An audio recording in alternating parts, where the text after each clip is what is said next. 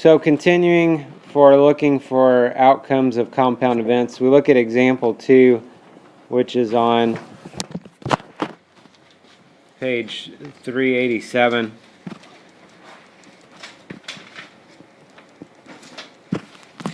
So a game is played by spinning the 2 spinners shown.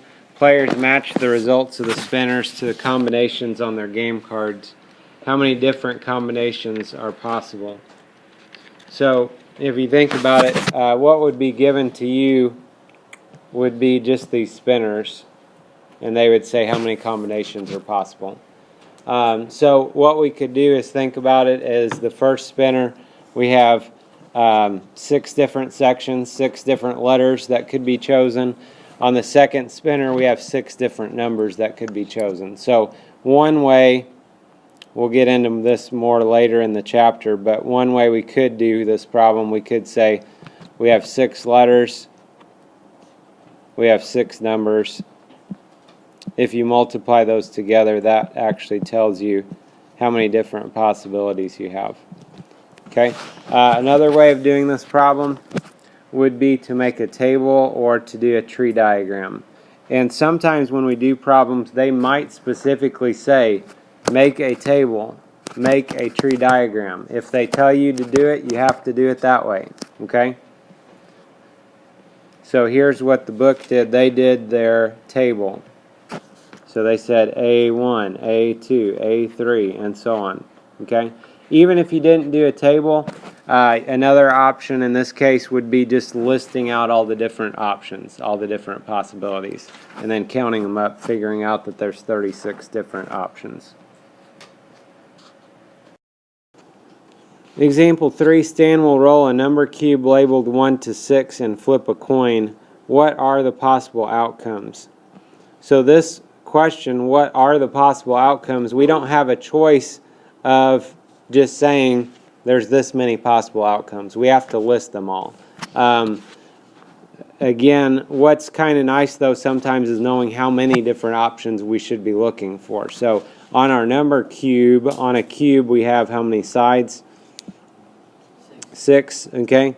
And then on a coin we have how many sides?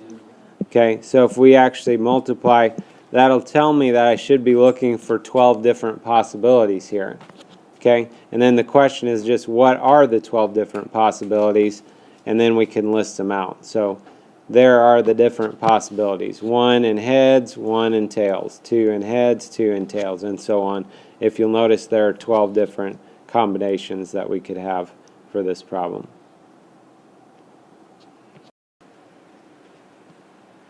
So if we look at the try it, we have a bag that contains tiles labeled A, B, and C, and we have a box containing tiles labeled 1, 2, and 3.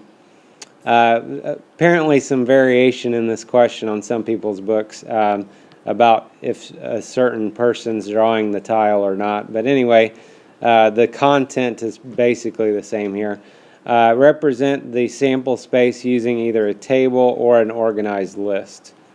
So they want us to list out all the different options here. So organized lists, we could do just listing out our options.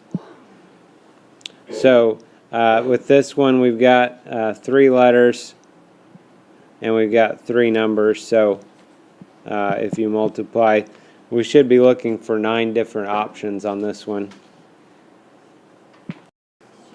So when you list these out, it's up to you what order you want to do. It didn't specify. If you wanted to, we could list the, they've got the letter and then the number. So if you want to do it that way, you can. A1, A2, A3, B1, B2, B3, C1, C2, C3. And again, verify that you have the 9 different options that we were looking for. We do, so we should be in good shape there. So the key concept, just making sure we've talked about everything here. We have a compound event, means we have at least 2 events happening. There's different ways we can list these out.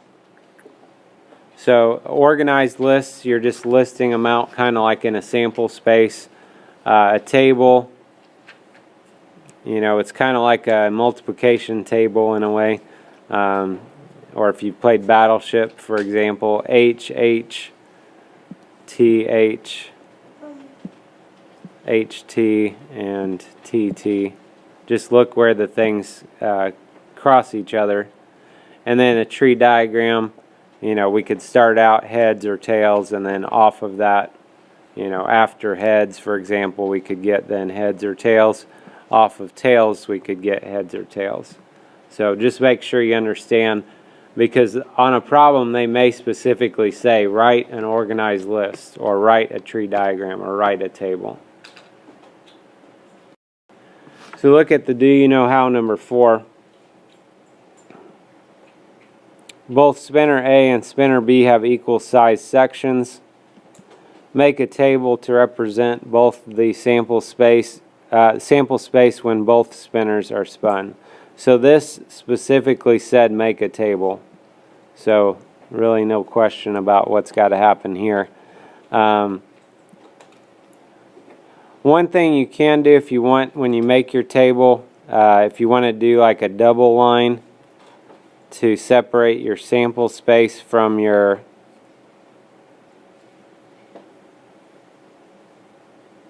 different options, you can do that. So for this one we've got colors.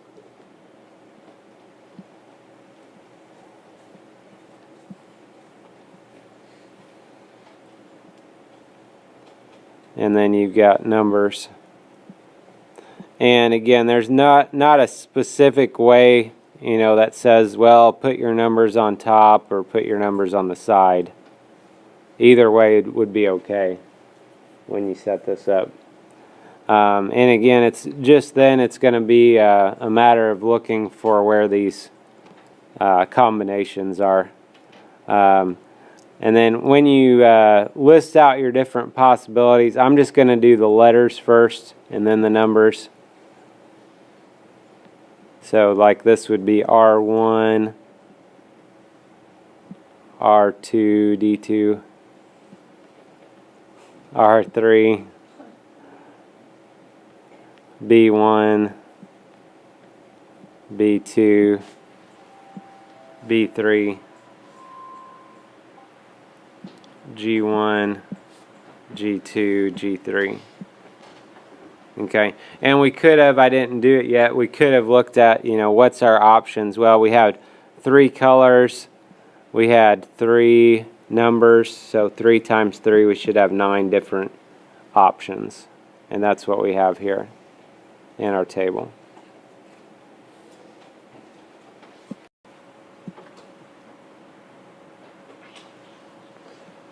So look at number 5.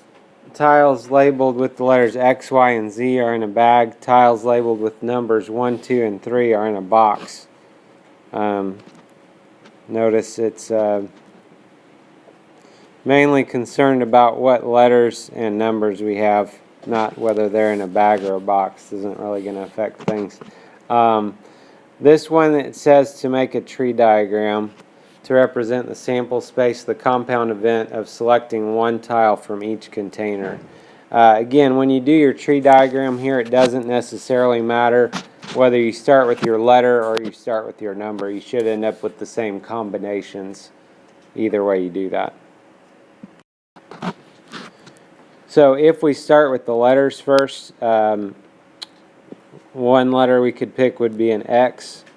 And then if we branch off from that to make our tree diagram, it's got branches, so off of the X we could get either a 1 or a 2. Off of the Y we could get a 1 or a 2. Off of the Z we could get a 1 or a 2. Z sometimes you might see it with a line drawn through it. It's just because some people, depending how you write your 2's, your Z and 2 might look about the same. So this would be our tree diagram. Way we could kind of check that would be to think about we had 3 letters and we had 2 numbers.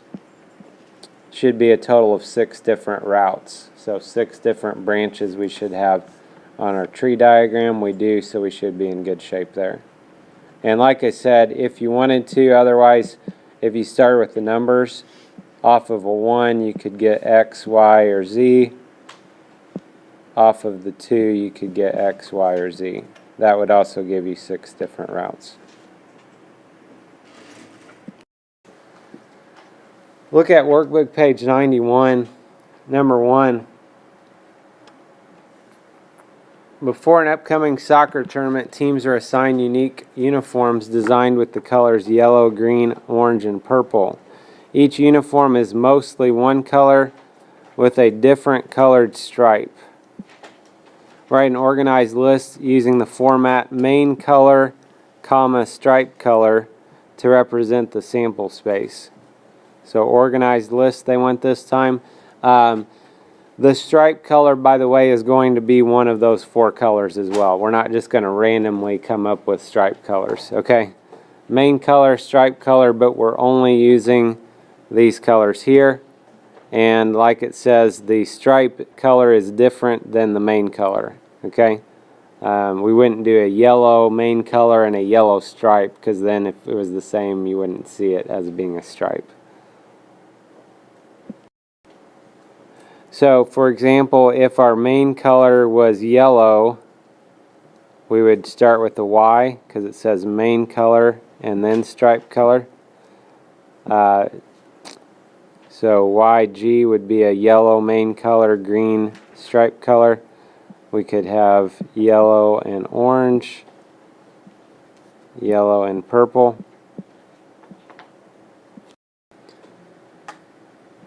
And this will just go on with all these different options. So we could do green, yellow, green, orange, green, purple. We could put a little brace around this. We normally do when we do a sample space. We could have orange, yellow, orange, green, orange, purple. And we could also have a main color purple. So like purple, yellow, purple, green, purple, orange. On this one, if we wanted to make sure we've got all the different possibilities listed, we would want to think about, first of all, main color, we have how many options? 4. And then the stripe color, if it can't be the same as the main color, we have 3 stripe color options. So, you know, the main color, and then the stripe color. Okay, so 4 options of the main color, 3 options of the stripe color, and multiply would be 12. Do we have 12 different possibilities listed? Yes. Okay, then we know we've got them all taken care of. Number 3 is kind of a similar idea, but just to make sure everybody understands. This one we've got some pizza with some appetizing toppings here, including tomatoes, jalapenos, onions, and eggplant. So they want us to write an organized list again, and then the format's going to be friend 1, friend 2. So in other words, whatever friend 1 gets, we're going to list that first, and then whatever friend 2 gets, we're going to list that second in our ordered pair, kind of. So same idea as the last time, only it's what did friend 1 get, what did friend 2 get. Now question is, on this problem, could they get the same thing? Yes. Yes, they could. Okay, so for example, bless you, we could get tomato, tomato. Means they both got tomato. We could get tomato, jalapeno. So friend 1 got tomato, friend 2 got jalapeno. Tomato, onion. Tomato, eggplant.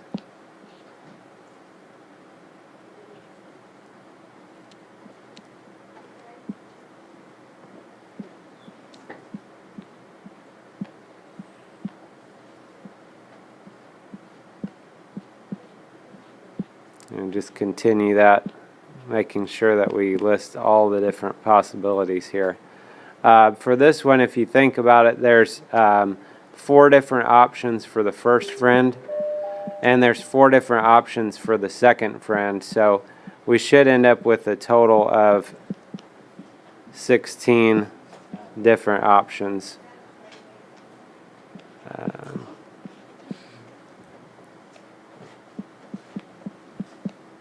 ET.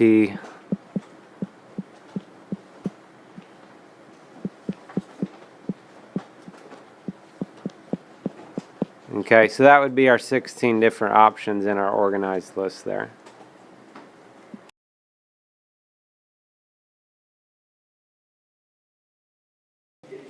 Number 5, a museum gift shop sells hats with embroidered logos of the museum.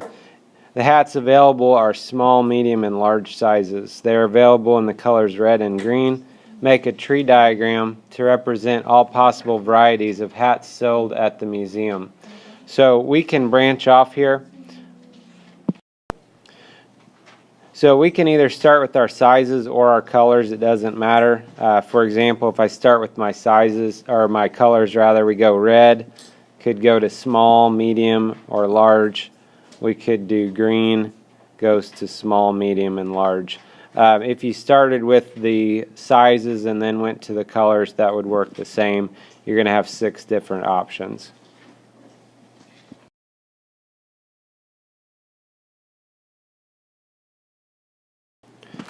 Number 7, we have a table with 3 rows and 5 columns. Represents the sample space combinations of a number between 1 and 3 followed by a letter between A and E. For part A, we're just completing the table like we did before, A1, A2, and so on. I think you can handle that part. Part B, which of the following describes the dimensions of a different table that could be used to describe the same sample space? So basically, instead of 3 rows and 5 columns, we could be doing 5 rows and 3 columns. Would just be going the opposite direction. Letters would be on the side and numbers would be on the top.